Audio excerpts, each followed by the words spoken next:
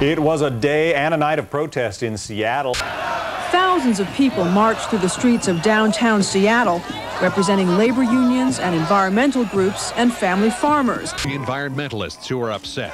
The labor movement contends that the WTO promotes trade with countries that have weak or no laws to protect workers. NBC's George Lewis tonight, again in Seattle. 1 o'clock this morning, day 3 of the battle in Seattle getting underway. Just who are they? Those mask-wearing, spray-paint-toting demonstrators on a rampage in Seattle. The people that are in the violent acts may get a bit more airtime because there's more action. But I think that overall we try to do an unbiased effect of what's truly going on. And I think the problem with that is that that's what sells. And we have to put on what sells because we're running a business like anybody else. The media said, so what do you think about these steelworkers and Teamsters and turtles and dolphins getting together and protesting? I said, it's long overdue. Well, I think that this is the first time that labor, environmental justice people have come together around one mission. I think that's the beauty of this, is that you're seeing all the movements converge against one common mission. And that's the first time in years we've been able to come together around one thing. So if nothing else, if this gets some conversation going about how we can stop the WTO after they leave here, then I think that's a beautiful thing. I think everybody has a concern, whether it's an environment, whether it's human rights or labor rights. I think those rights have merits in it. Whether it's a turtle, it's just as significant as the owl is in the Pacific Northwest. The turtle could be basically a barometer that could be utilized to measure the destruction of the earth. Everything that I've seen on the mainstream media today has been about looting and windows breaking. It's not been about the issues. I think the protests need to have a message, and I think that the protests were very effective in shutting down the WTO for a day. Some of that message is a little bit unclear. There's some really beautiful things that are happening. There's a lot of diverse and different groups with a lot of different messages that they want to share. This is not just a liberal white issue. This is an issue for the whole world. This is an issue for people of color, especially as they are underrepresented here, especially in Seattle, underrepresented. A lot of the environmental groups are mostly white and have not been inclusive of people of color. And we have challenged them. We've come to participate, but also to challenge them that while they talk about transparency at the WTO, well, we want transparency in the Sierra Clubs and all of the public citizen and all of those groups, because I mean, let's face it, racism has been one of the most prevalent evils and problems in this country from I don't know when. And so if we don't recognize that, then what happens is that we're still divided and we're still weak. And so the WTO is not winning because they're so strong. It's because we don't come together on this, and we have, and we don't come together as a class, as a working class, because we're divided by race and we're divided also by gender. Youth of color is not necessarily being represented in a lot of even activist organizations at times. I think the surroundings is a good example. And that's why we came from the Bay Area, to basically bring youth minorities, to come and show that as minorities we do make a difference, we do have a voice, and that we are political, and that we do have political views, and that we are educated. We're gonna beat back the corporate rule. We're gonna beat back. We're gonna beat back. We shall win if we are united. Racism that keeps us separate and apart as people of color, that we're often excluded in this society. We have to defeat the disunity of the working class.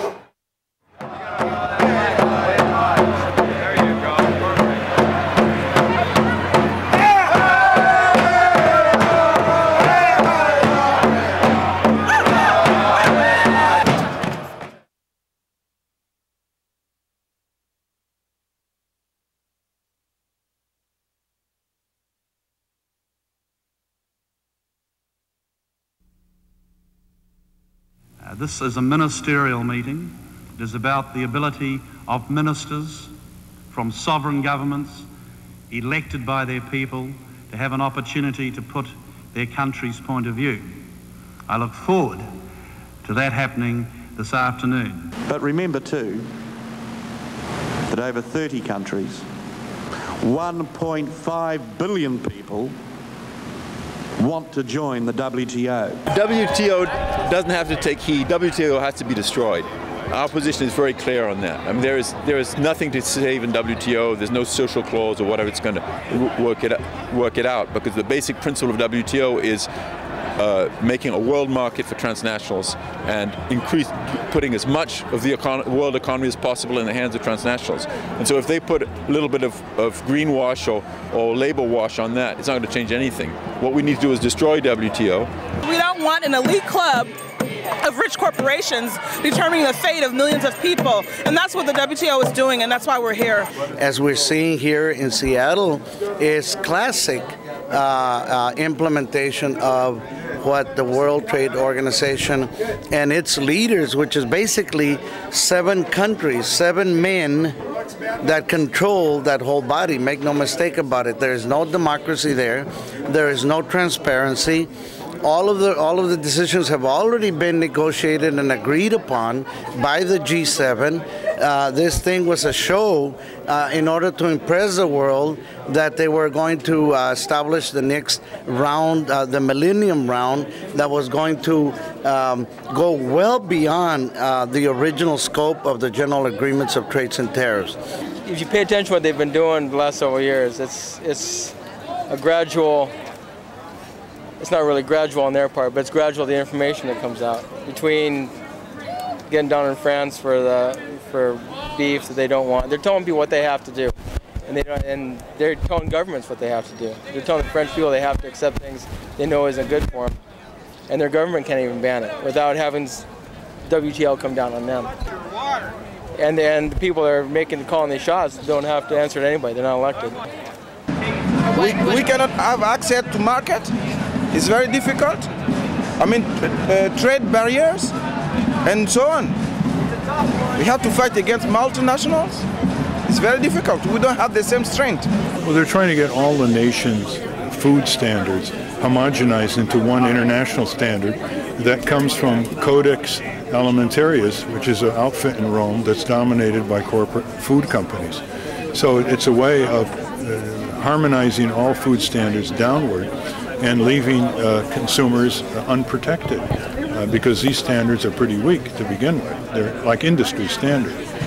It's important for nations and localities to be able to set their own food safety standards, their own genetically modified engineering disclosure or labeling standards, etc. But that's the whole point of the corporate globalization in WTO. It's to centralize and homogenize all standards and make them adhere to industry-dominated standards organizations.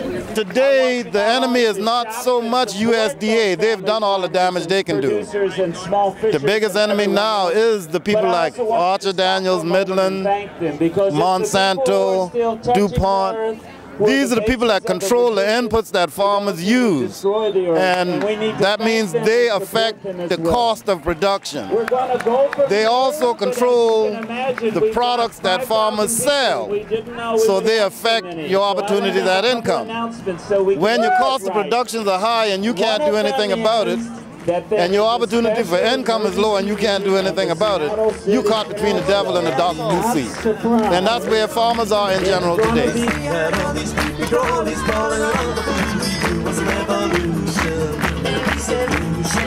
It's just a shame that what we sprayed on Maine turned its trucks into. Let me remind you, about Indochina. Then they call me dominoes were falling, so they sprayed them into 100,000 farmers. Orange pajamas. We made the jungle cover with a when we were down. That's right, Monsanto. That's right, Monsanto. We're turning safe to Monsanto. By giving please cancer coming through now. We're changing you now. The Mother Nature terminators of food and health and hope. It's not our fault, there's chemical warfare. But if there's dollars in dioxin, it's our duty to supply that clean poison. They pushed our boys in. A cancer agent from the CIA, I cannot tell a lie. Robert Shapiro, well he's our hero. He's on a mission with with a vision of sustainability, which means we're going to keep on going till we're the biggest corporation in the 21st century. We got the soil, we got the lawyers, the politicians in our pockets, all the way to presidents and plus some TV to guarantee cooperation of your nation in our new experiment. You did not choose it, but you have to use it. We'll get our Roundup Ready fingerprint in every pie you eat. Be a bit more blatant. Tell the corporation's domination of your global income. Mr. Monsanto, Santa, give everybody cancer coming through now. Terminators, wellness creators, gene manipulators, biotech dictators, the future's gonna hate us. Come on now. Health and hope.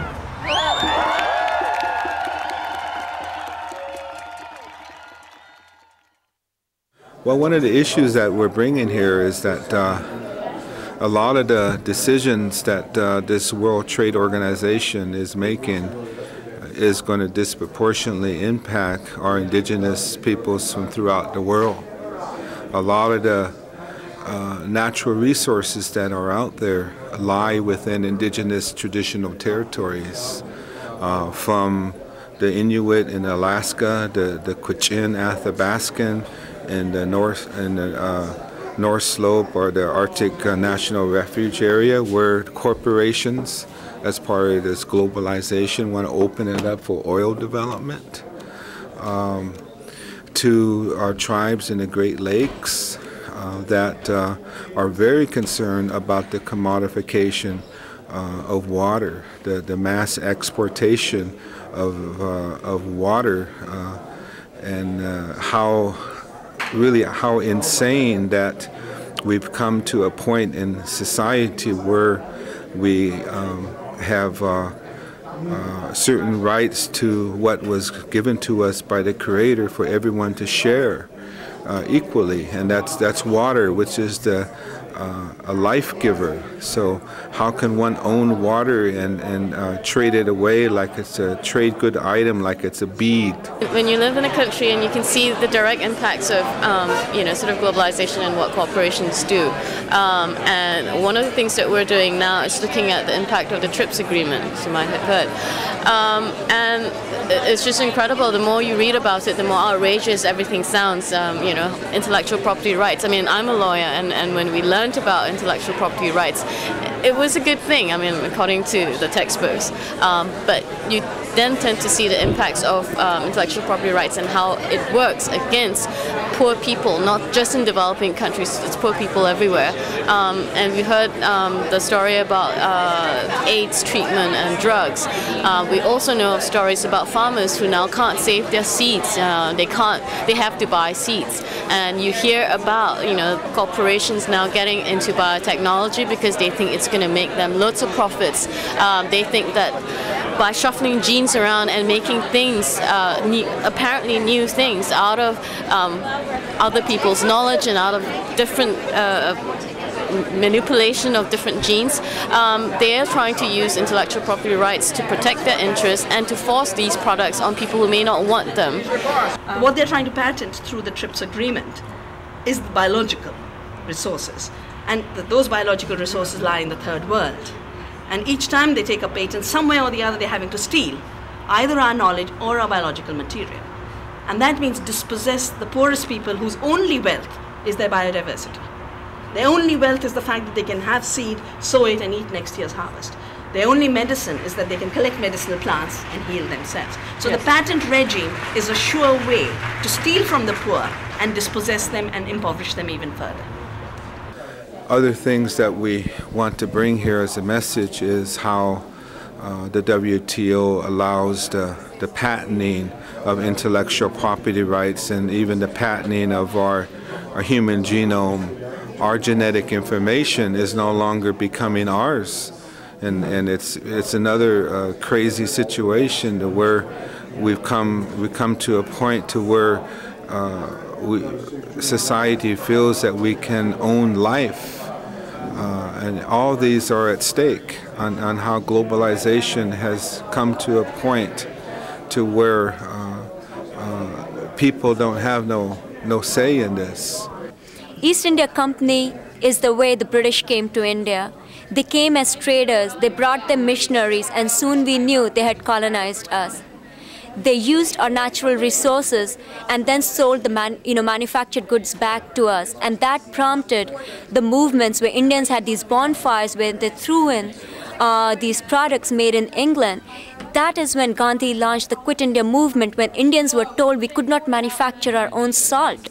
The salt was going to be brought in from England, and that's when Gandhi and the marchers had marched down to the banks, and they had made salt there in defiance, in doing civil disobedience.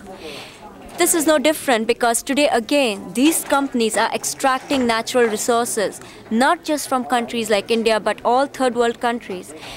We hear about intellectual property rights, we hear about patenting on life form. The germplasm of 80% of the food that's eaten in, say, countries like US comes from the third world and is being patented by W.R. Grace, Monsanto and the rest. And then they sell the seeds back to us, they sell the food back to us, they sell us their cereals back to us. What else is it if not colonization?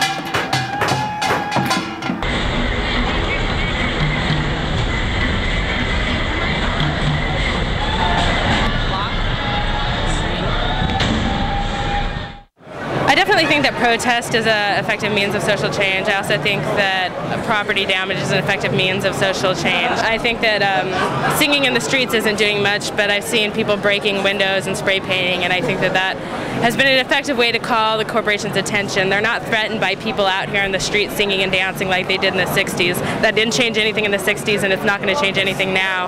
But I think when they see people out here and feel that their property and their money and their power is threatened, they're going to listen up.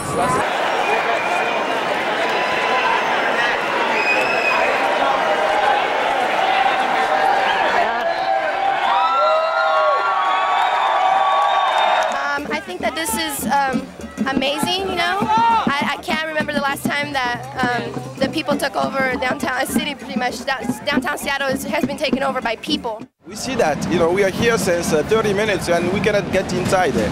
So what can we do? If we cannot sit together and talk together, you cannot have any agenda. There were several delegates that were not able because of our efforts today. They were unable to come in and get to the meeting, so they postponed it. And so we need to keep the energy up. This can't be the only day of protesting. There has to be, 4 or 5 days of protesting. It cannot stop because they're going to get more savvy. Tomorrow they're going to try to get those delegates in earlier. We can't let that happen. We can't let that happen. We got to take over the streets again. Now, you see the human chain? It's very effective, by the way, because you cannot, go over people like this, This is going to make a big difference because this is a city that supposedly will be the greatest city for trade, and these people are rejecting it, so therefore it's a big message. At least we spoke out. At least next time they come back, they'll know that we're not going to sit here and say, oh, the WTO's in town, whoopity. We're going to come down here, we're going to protest it. Because if nobody says anything, nothing's going to change.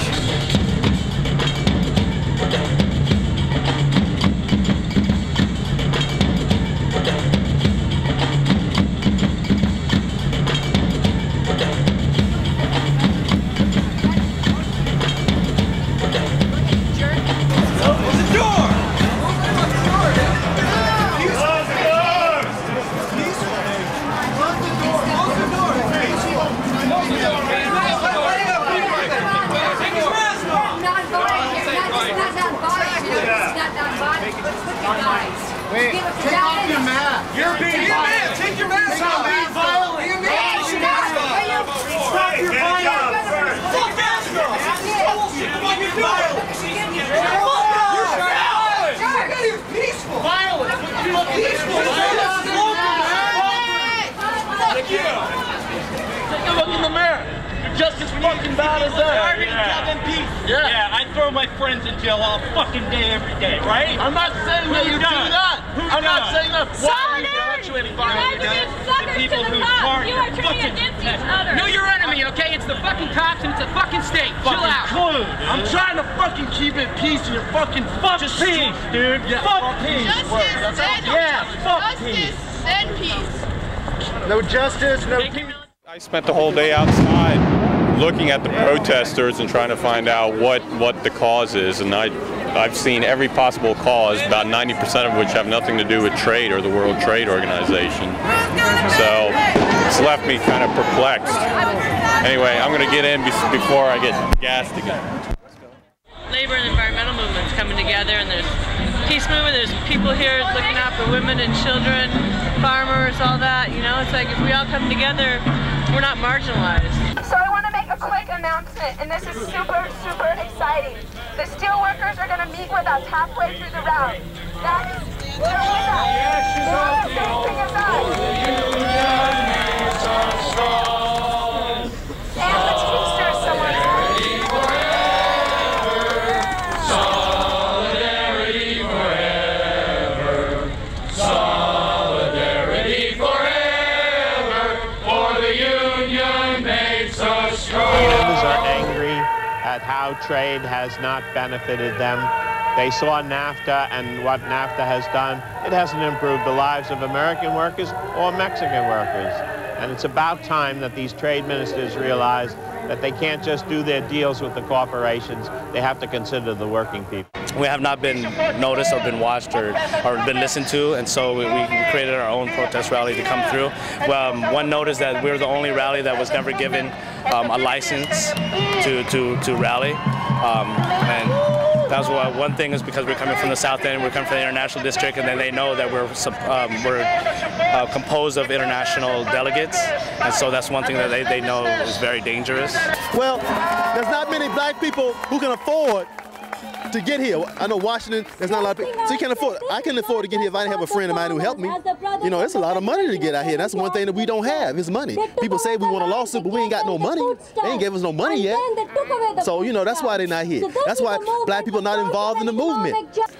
Well, I think that's something that we need to continue to challenge the non-indigenous organizations that have been working in trade issues, is that to be respectful and to be inclusive of not only indigenous peoples but people of color. Okay, you know, both the Indigenous Environmental Network and Southwest Network for Environmental and Economic Justice, we had to really assert ourselves in order to even be part of some of the venues and to get our people involved in some of these activities during this week. Racism does rear its ugly head in a lot of non-native activities, even in the most liberal of social justice causes. And that was one of the reasons why we developed the Indigenous Environmental Network, because it was a time when there were a lot of toxic waste and nuclear waste dump proposals coming to Indian country in the United States. A lot of monies became available through the foundations to help stop this. And what we had witnessed is that a lot of white enviro groups were defining our issues for us and telling us how to address them with no empowerment to our community. A lot of arrogance. So one of the principles that we follow as Indigenous Environmental Network is we speak for ourselves. We may make mistakes in the way that we address these issues, but we're doing it ourselves. I dislike it with passion. Every time that people of color are together, we have to have sing and dance. We sing and dance and sport and whatever. Once we are organized and once we have a something. Yesterday there were very few people of color in all of these things on the street. You know? And so sing and dance. Please give me a call. Yeah, okay. Sing and dance. We don't need sing and dance. We need organize.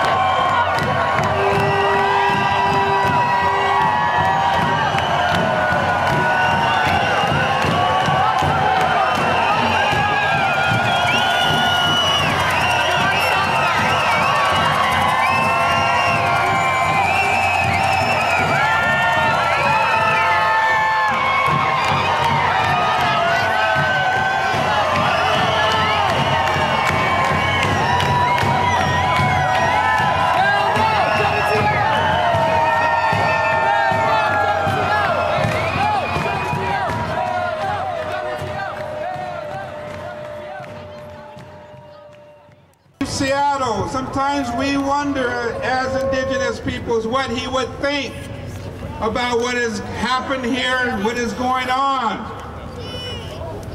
And this violence that's happened, he probably would be standing up here with us in solidarity to stop WTO. Chief Seattle probably would also be standing with the youth who stood on the line. As indigenous peoples also, we feel that Chief Seattle probably would be looking at the ethics of what was allowed to happen here. It might even be appropriate to take back the name of Seattle. I think there's so many different groups here that it was really, on one hand, it is very empowering to see so many people that have concerns and share these feelings that our network has about how corporations are gaining tremendous decision-making powers over our countries. I never thought that there would ever be this many people coming together at one given time. I think it's been challenging in how we come together, as whether they're affinity groups or different issue-based organizations. I think what we're learning here is that there has to be some bridge work done as far as bringing our coalitions together. Coalition building is going to be a big challenge here for everyone, because we're standing motivated right now. We're at a crossroads to where we can really mobilize as common people. We have to build an international movement. It is basically going to be a work to create globalization against globalization. But our globalization is going to be from ground up and to challenge these forces. Ha habido muchos cambios en México y yo puedo decir que todos esos cambios fueron generados de toda esa presión del modelo neoliberal y de todos los problemas sociales que hemos tenido, o sea, todo que perdimos los beneficios sociales y todo ese tipo de cosas, privatizaciones y todo.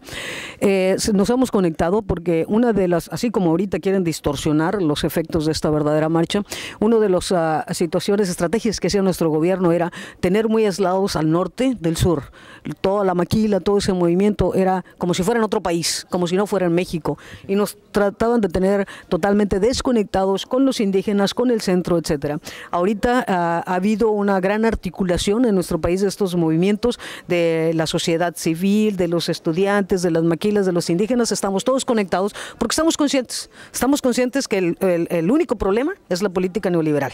El único problema es la situación que estamos viendo en nuestro país y que la única manera de poderlos enfrentarlo es juntos. When we came here as indigenous peoples and reaching out to other indigenous peoples that were here under other sponsorships, somehow other groups felt threatened by that. I don't know why, as if we're going to yank our own people away from them, which wasn't an issue. But I think these are issues that are natural issues of concern, especially, you know, how we've been compartmentalized and taught not to work together as society. And that, again, is a symptom of industrialized mindset. And it's something that globalization and transnationals take advantage of every day. And that's really what we're talking about. How do we transform the way we think and the culture of the way we think about global trade and what its interest ought to be towards people and the planet and not towards profits. As citizens become more organized and powerful, they'll have to demonstrate less because they'll be on the inside around the table and they'll be listened to and they'll have power. Freedom, as Cicero once said, is participation in power, and that's really an essential criteria of a democratic society. It's not just freedom from or freedom to in a vague way. It's freedom to participate in power. That's what legitimate voting power should be like, referendum power should be like, consumer power, labor power, etc. We believe in globalizing solidarity. We believe in globalizing common sense, in globalizing protection of the environment, in globalizing the rights of the workers and the rights of the people. And the fair trade. You cannot have free trade at any cost. If the cost of that is that the overwhelming majority of the human population will die out of misery, out of exploitation, out of lack of opportunities. In terms of what people can do, I would say get involved. It is not just that you have to care about people in India or you have to care about people in Mexico. Get involved in your own community. If you see supermarkets being boarded up and moving from inner city to the suburban areas where the rich yuppies live, question it. When you see a city council can no longer make laws and regulations which would favor human rights, environmental regulations, question it. Question the fact that our sovereignty, even in the United States, our democracy is under threat. Question it. I love it when I see people get together and work as one. Because like I say, we're working poor, we don't have the money, but we do have the power. And if we stick together as people, we can survive. It's a war, and the only way we're going to win is unite. We will need to continue making linkages between people who are inside and the people who are outside so we can share. We know we have a common message. The message of the people is being conveyed inside to the delegates who have managed to go in. And the people inside know what the people want on the outside. So we'll have to keep those communications up. In the years to come, we'll have to keep documenting the impact of these free trade policies around the world. We'll have to keep building alliances. We'll have to keep working on the media to get our message out, which has been denied access by some of the corporate media. So we'll have to continue doing that work and know what we really want and know that, you know, this is a struggle for human rights. Human rights are never won without a fight. So basically, this is the start of a great fight. And the numbers are behind us, the truth is behind us, and we'll have to remember that. Most of you have never been called nigger, probably, but I've been called nigger a lot. And what I suspect is that the WTO has the plans to make a nigger out of a lot of people in this world. And you can't afford to take the chance that you'll be excluded. You're going to have to be willing to fight just like we have fought so long. And you got to be willing to believe you can win just like we have believed that we could win so long. If you can do this, then the new millennium will bring something of hope to the whole world instead of having everybody in a little pocket in their little area of the country hoping that they could overcome and not worried so much about the next person. Today has come where we have to worry about everybody else in the world. Because globalization in agriculture, globalization in trade, globalization and authority threatens all of us. And we have to act now because we don't have time to see where it's going. It's already gone too far. I was born botanical, the soul of an animal. Deep beneath the layers, I sink my roots. No needful, mechanical, I come strictly organical. When I need to feast, I look to the east. That's why I'm never scared of the beast. Even though they try to prey upon me, I'm protected by the one always greater than me. So now I reveal to thee, because you want to see the contour of my mystery, the strength of my arches, and the color of my conscience, and the way that I process my diction. Some fact, some fiction, some mystery, and some future fantasy. I'm the tree that holds the branches, the leaves that do the dances, my flowers romantic. From Africa, transplanted transatlantic. In the heat of the sun, I bring shade for everyone. Like the beat on the one, I'm the skin on the drum, on the drum. I keep on living with the fullness of the one, like the heat of the sun, of the skin on the drum. I keep on living with the fullness of the one, like the heat of the sun or the skin on the drum. But now I'm fully marinated, and now I'm ready for the fire. So you can fire one, fire two. See, I've been fully marinated, and now I'm ready for the fire. So you can fire one, fire two. See, I've been fully marinated, and now I'm ready for the fire. See, I'm beginning to perspire. From deep within to the skin, yo, the feminine and the masculine. The pieces of the puzzle. See me, reflections in the puddle. After the storm, the purple of the sky brings to mind another time when we resided below the waterline. Life was fine there, human, divine. But in the years following, evil men came, swallowing everything in sight. Some learned to run, some stayed to fight. I kneeled at the tomb of the soldier, said I would love to behold her. She tapped me on the shoulder. In time, all is revealed. Box of light, be unsealed. Now listen to me, son. Be like the skin on the drum. I keep on living with the fullness of the one, like the heat of the sun or the skin on the drum.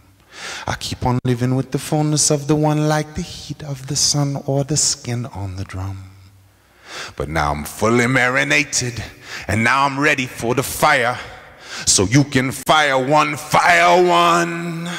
fire two. See, I've been fully marinated, and now I'm ready for the fire. So you can fire one, fire two.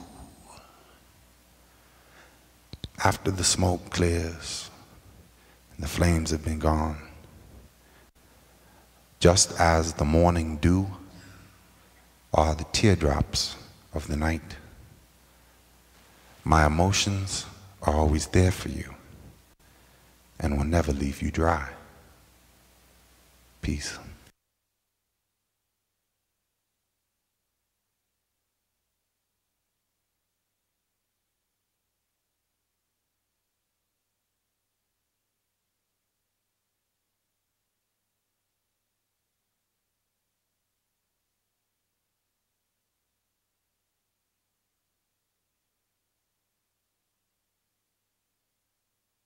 We're here to fucking not only say the fucking WTO needs to be fucking stopped, okay? I don't know if you know about the WTO or not. The WTO is supporting very fucking evil shit, okay? Fucking, you can't add fucking more sugar to a sweet potato pie, right? That's what they said, right? To make it good. And you can't add more potatoes to fucking to to make the pot good once it goes bad. Fucking, there's nothing you can add to the WTO to make it good because it's so bad, you know? All right. So that's most of the reason why we're here. Fucking for civil rights, humanities, child labor, fucking practicing. We're fucking here to end that. Okay? We're fucking here to create fucking fair wages, fucking healthy living situations, and fucking equal fucking, you know, basic human rights for everyone. Okay? We need to protect the environment because people are fucking slaughtering it because it's fucking a joke, fucking pumping oil in it because it's funny, and fucking it's fucking out of control, you know. So we're here today because we're gonna walk into the no protest zone, okay, with the union, okay. I don't know if you think it's funny or not. No, I'm sorry. It's just that you've been fucking cracking me up. Okay? Oh yeah, fuck.